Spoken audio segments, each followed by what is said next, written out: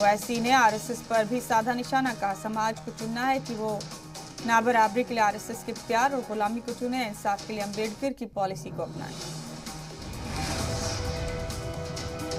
ओवैसी ने हिंदुत्व को टैग करते हुए लिखा, हिंदुत्व का मतलब ही है ब्रिटिश स्टाइल में फूट डालो और राज करो।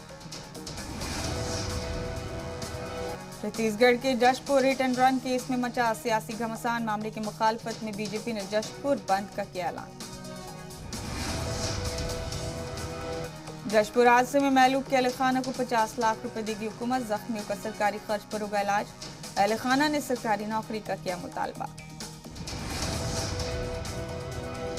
Jashpur hit and run case में पुलिस ने एमपी के 2 मुलजिमीन को किया गिरफ्तार। थाना इंचार्ज और एएसआई पर गिरफ्तार।